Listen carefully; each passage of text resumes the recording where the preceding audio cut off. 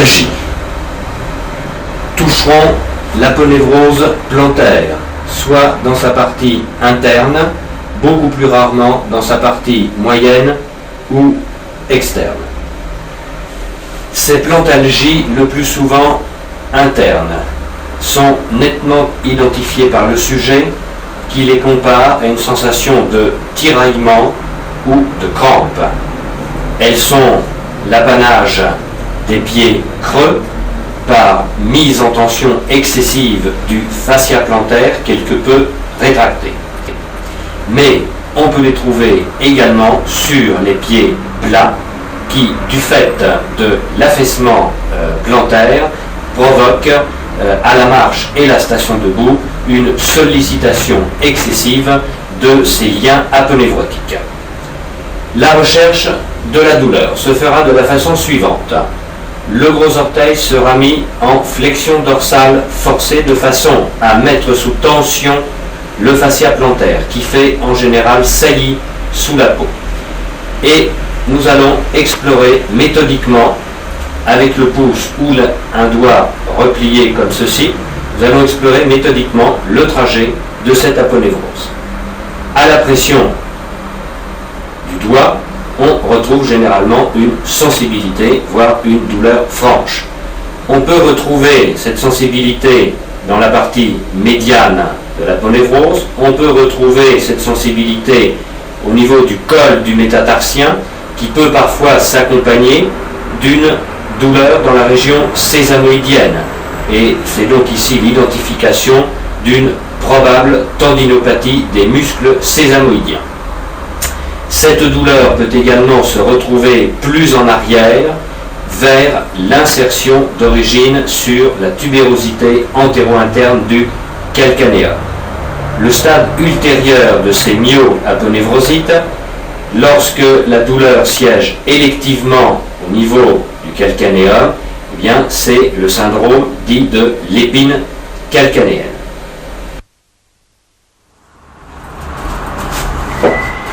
Les plantalgies peuvent également être occasionnées par la maladie de Lederose. Cette maladie se rencontre toutefois assez rarement au niveau du pied. Dans le cas présent, il existe un nodule marqué, volumineux, pour lequel le diagnostic ne posera pas de problème. Parfois, ces nodules sont beaucoup plus discrets, un petit peu disposés comme en chapelet le long de l'aponévrose plantaire. On les repérera par la palpation en sentant les reliefs à ce niveau. La maladie de Lederose ne génère pas en elle-même de douleur spontanée au niveau du pied, dans la mesure où, siégeant au niveau de l'arche interne, les nodules ne sont pas en appui. Par contre, ils deviennent douloureux à la pression directe ou si le sujet marche sur un relief et sur un terrain accidenté. Douleur également en cas de pied plat, la conséquence étant le contact au sol des nodules de la maladie de Lederose. La maladie de Lederose est au pied l'équivalent de la maladie de Dupuytren au niveau de la main. Et l'association pied-main n'est pas impossible. Ces plantalgies résultant d'un tiraillement excessif du fascia plantaire, l'orthèse doit donc s'opposer au facteur mécanique à l'origine de l'hypersollicitation de l'aponévrose. C'est l'indication d'une hémicoupole interne en matériaux souples face à l'aponévrose douloureuse et rétractile du pied creux. Face au pied plat, il faudra soutenir l'arche interne par une hémicoupole en caoutchouc de plus forte densité. S'il existe un valgus, il devra être compensé par un coin supinateur. La semelle monobloc peut trouver également sa juste indication.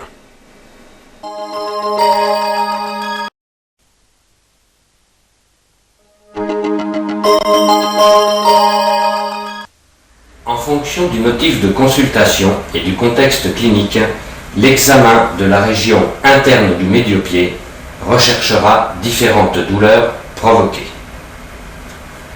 Une arthrose du médio-pied sera évoquée devant le caractère mécanique des douleurs, phase typique de déverrouillage matinal, accentuation des douleurs à la marche et station debout prolongée, bonne sédation au repos.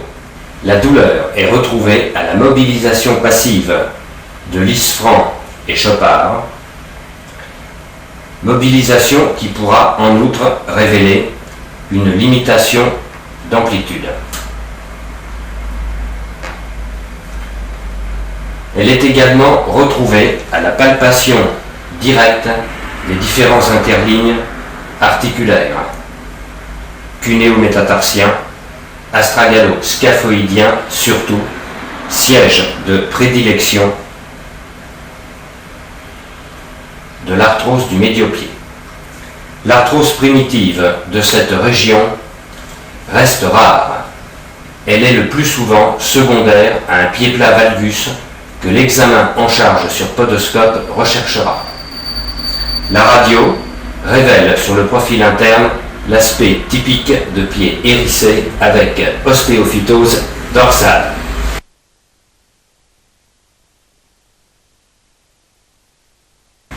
Outre l'arthrose et les plantalgies internes déjà étudiées, le pied plat peut amener la consultation pour d'autres raisons.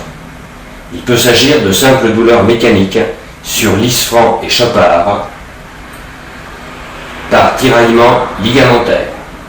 La pression profonde explorera la région périscaphoïdienne à la recherche des points douloureux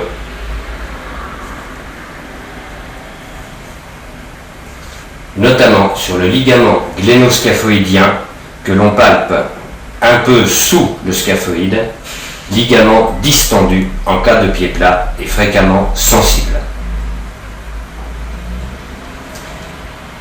Dans un contexte traumatique, on évoquera une entorse médiotarsienne que l'interrogatoire s'efforcera de préciser. Une douleur exquise, ponctuellement retrouvée sur le tubercule interne du scaphoïde, permet d'envisager plusieurs hypothèses selon le contexte. Chez l'enfant, il peut s'agir d'une ostéodystrophie de croissance. La radiologie confirmera. On peut suspecter une tendinite d'insertion du jambier postérieur. L'inversion active du pied réveille la douleur sur le scaphoïde par sollicitation du jambier postérieur. Si le test est négatif, on fera le même mouvement, mais cette fois-ci contre résistance, de façon à accentuer la contraction du jambier postérieur. On voit ici nettement le tendon faisant saillie sous la peau.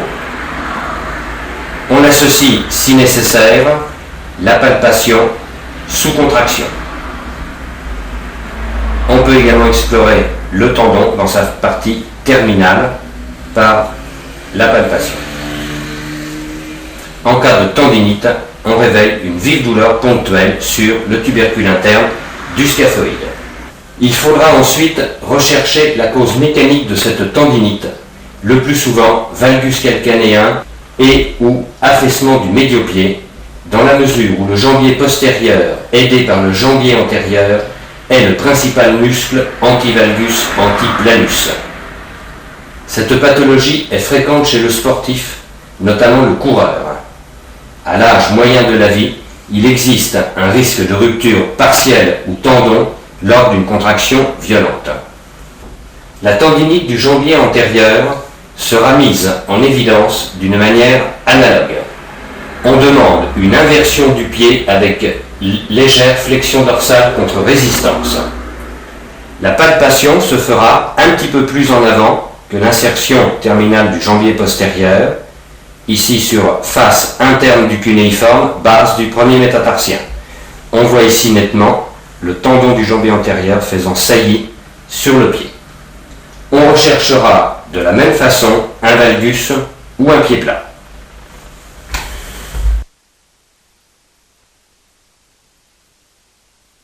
Tendinite du court péronnier latéral.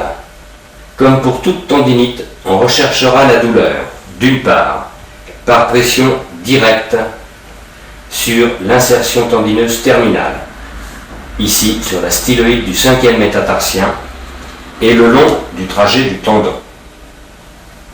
D'autre part, par une mise en tension contre résistance. Ici, on demandera une éversion du pied.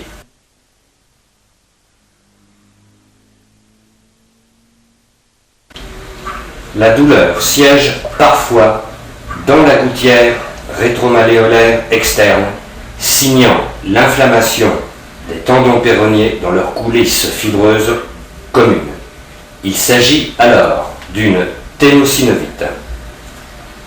La douleur est également déclenchée par un mouvement en éversion contre résistance. Remarquez ici le passage commun des tendons des deux péronniers, ici le tendon du court péronnier latéral terminant son insertion sur la styloïde. En dessous passe le tendon du long péronnier latéral. Dans un contexte traumatique, une douleur de la styloïde doit faire suspecter une fracture ou un éventuel arrachement de l'insertion du court péronnier latéral. L'imagerie est alors nécessaire pour confirmer. La tendinite des péronniers latéraux, lorsqu'elle n'évolue pas dans un climat rhumatismal inflammatoire, est fréquemment le fait d'un déséquilibre de l'arrière-pied en varus ou d'une instabilité fonctionnelle de la tibio-tarsienne avec ou sans entorse à répétition. La butée sous-cuboïdienne ou un élément pronateur plus conséquent selon l'importance du varus assisteront les péronniers dans leur fonction de stabilisateur externe de la cheville.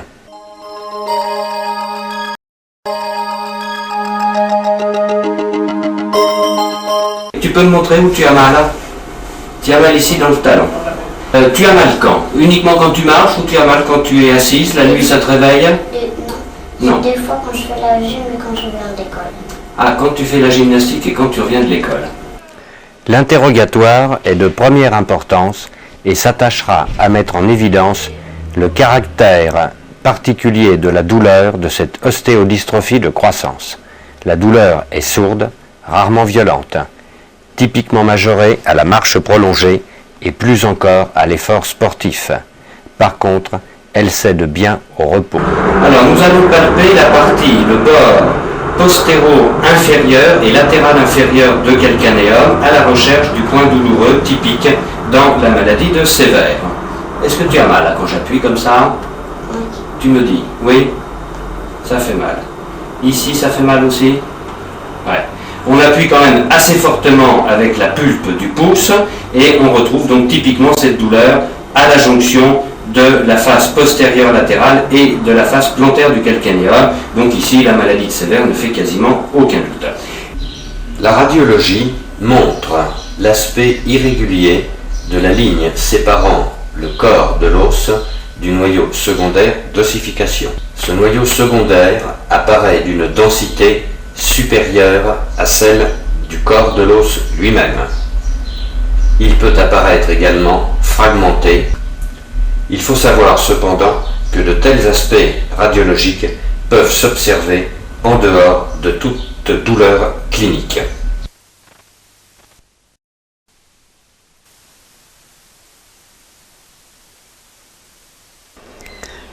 Thalalgie fréquente, le syndrome de l'épine calcanéenne est une antésopathie mécanique de traction intéressant les éléments musculo-tendino-aponévrotiques s'insérant sur la tubérosité antéro-interne de la face inférieure du calcanéum.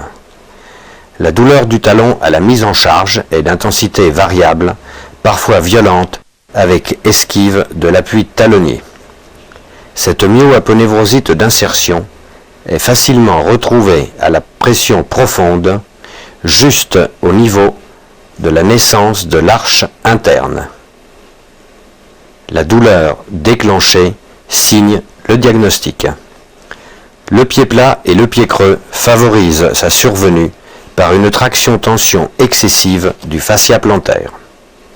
Certaines activités sportives, danse, tennis, squash, saut, caractérisée par des impulsions propulsives brusques et violentes, déclenche le phénomène ou l'aggrave, pouvant parfois aboutir à la rupture de l'aponévrose plantaire, pathologie longtemps soupçonnée, aujourd'hui confirmée par l'IRM. La symptomatologie est alors franchement traumatique. Douleur d'apparition brutale en coup de fouet, impotence fonctionnelle, parfois œdème échymotique. La talonnade traduit la souffrance des parties molles sous-calcanéennes. Son origine est traumatique ou microtraumatique, par répétition de réceptions brutales sur le talon, d'origine sportive ou professionnelle. La douleur retrouvée au palpé est plutôt centrale sur la face plantaire du talon, contrairement au syndrome de l'épine calcanéenne où la douleur est retrouvée plutôt à la naissance de l'arche interne.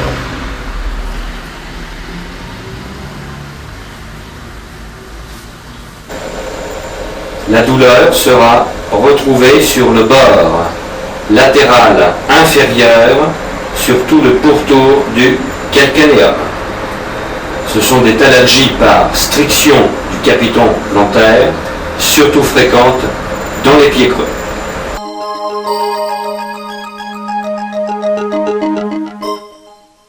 Le maître mot de l'appareillage de toutes les thalalgies que nous venons d'évoquer, maladie de Sévère, épine calcanéenne, thalalgie en couronne, talonnade, est l'amortissement. Les thalalgies discrètes seront soulagées par une talonnette mousse de hauteur variable selon le chaussant, 6 à 10 mm. Les thalalgies plus sévères nécessiteront un amorti plus important, associé à une mise au repos du fascia plantaire par une hémicoupole interne souple. On pourra utiliser les semelles thermoformées en matériaux amortissants. C'est aussi l'indication de l'élément arciforme de décharge en mousse d'au moins 15 mm d'épaisseur façonné en cuvette. Les résultats sont remarquables d'efficacité. Les sportifs peuvent en général reprendre rapidement leur activité en portant les orthèses. Face au cas rebelle, on associera une série de 2 ou 3 infiltrations. Le terme de maladie est un bien grand mot pour cette morphologie particulière du calcanéum, haut et pointu en arrière, sans conséquence particulière, si ce n'est le fait qu'il ne supporte pas toujours très bien la pression du contrefort de la chaussure. Cette malformation de Haglund se rencontre essentiellement dans les pieds creux, mixtes, où la tendance à la verticalisation du calcanéum fait saillir encore plus en arrière son bord postéro-supérieur. Le conflit avec la chaussure va de la simple inflammation cutanée douloureuse à la bursite calcanéenne, pouvant évoluer dans les formes sévères jusqu'à l'hygroma, interdisant complètement le port de chaussures. Le traitement médical consiste en un chaussage à contrefort plus haut ou plus bas, isolement par un matelassage souple. La semelle thermoformée est une technique tout à fait intéressante à utiliser dans ce cas particulier. Enfin, les cas rebelles et chroniques relèveront de la chirurgie.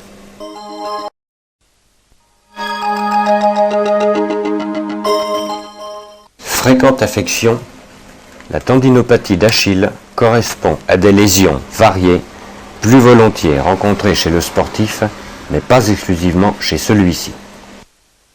Il faut distinguer 2 formes.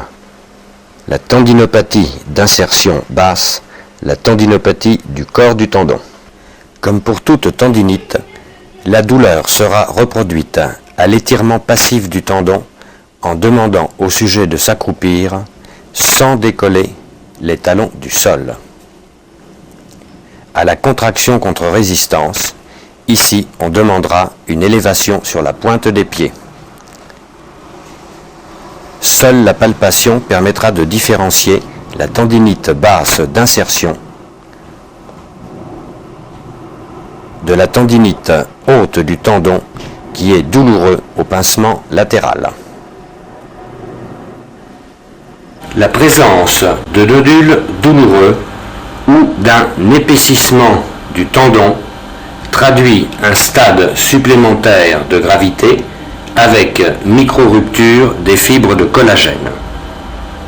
La mobilisation de la tibio-tarsienne en flexion dorsale recherchera un éventuel Achille court. Pliez le genou, madame. Vous le voyez, flexion de genou ne permet pas de gagner une amplitude tibio-tarsienne en flexion dorsale suffisante. Sur podoscope, on recherchera des troubles de la statique plantaire. Pied creux fréquent. Affaissement plantaire. Valgus calcanéen ou varus.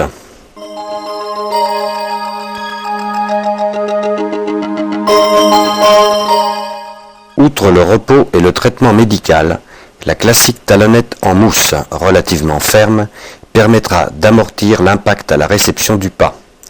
En surélevant le talon, elle détend également le triceps sural et soulage le tiraillement du tendon.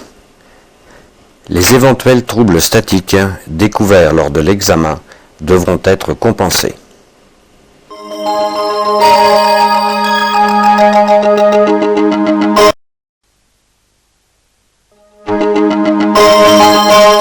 Responsable de la douleur, le ligament en haie de l'articulation sous-astragalienne.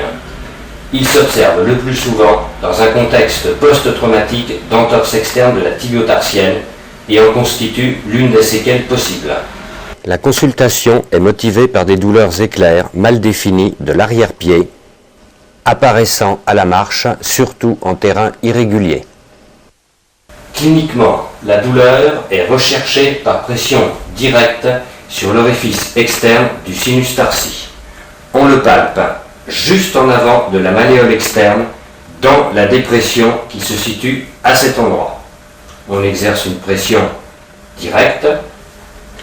Il faut savoir malgré tout que cet orifice externe présente une sensibilité naturelle fréquente sans signification pathologique. On aura donc intérêt à effectuer un palpé bilatéral et comparatif. On pourra rechercher à déclencher cette même douleur au niveau de l'orifice interne, cette fois-ci, du sinus tarsi. Cet orifice interne, plus difficile à palper, débouche au-dessus du sustentaculum thali. On explorera la région se situant sous la malléole interne. Le déclenchement de la douleur en interne est un signe assez positif en faveur du syndrome du sinus tarsi. Enfin, une mobilisation de la sous-astragalienne en pronosupination tentera également de déclencher cette douleur. Ici, on sollicite bien sûr le ligament en haie.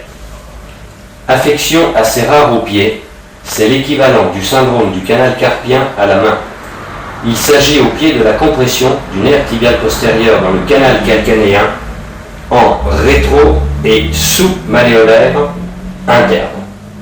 Cette compression s'observe parfois dans un contexte post-traumatique, mais elle reste favorisée par un déséquilibre en valgus associé ou non à une tuméfaction de la région.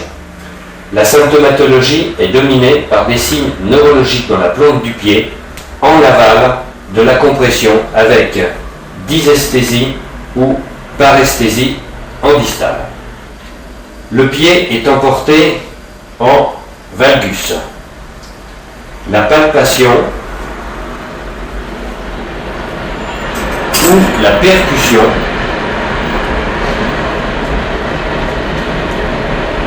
déclenche douleur et dysesthésie dans le territoire correspondant. L'électromyographie confirmera le ralentissement du passage de l'influx nerveux.